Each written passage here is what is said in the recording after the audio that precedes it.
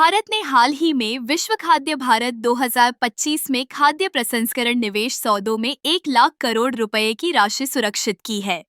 यह एक महत्वपूर्ण उपलब्धि है जो न केवल हमारे देश की खाद्य सुरक्षा को मजबूत करेगी बल्कि कृषि क्षेत्र में भी नई संभावनाओं के द्वार खोलेगी।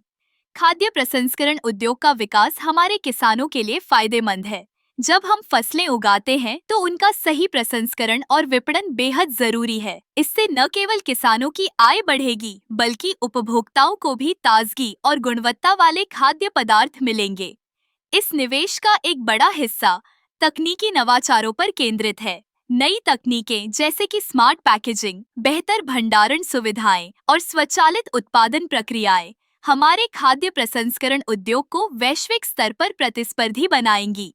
इसके अलावा यह निवेश रोजगार के नए अवसर भी पैदा करेगा।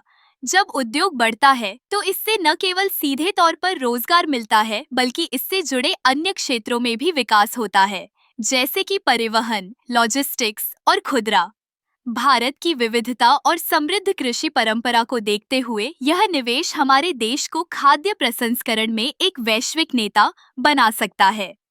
हम अपनी पारंपरिक खाद्य सामग्री को अंतर्राष्ट्रीय बाजार में पेश कर सकते हैं, जैसे कि बासमती चावल, मसाले और अन्य स्थानीय उत्पाद। इस निवेश का एक और महत्वपूर्ण पहलू है सतत विकास। खाद्य प्रसंस्करण उद्योग को पर्यावरण के अनुकूल बनाने के लिए कई उपाय किए जा रहे हैं, जैसे कि जैविक खेती को बढ़ावा देना और अपशिष्ट प्रबंधन में सुधार करना। आखिरकार यह 1 लाख करोड़ रुपए का निवेश केवल एक संख्या नहीं है, बल्कि यह हमारे देश के भविष्य की दिशा को निर्धारित करने वाला एक कदम है।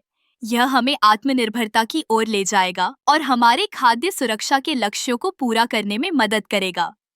इस प्रकार विश्व खाद्य भारत 2025 में यह उपलब्धि न केवल आर्थिक दृष्टिकोण से महत्वपूर्ण है, बल्कि यह हमारे समाज के हर वर्ग के लिए एक नई आशा और संभावनाओं का द्वार खोलती है।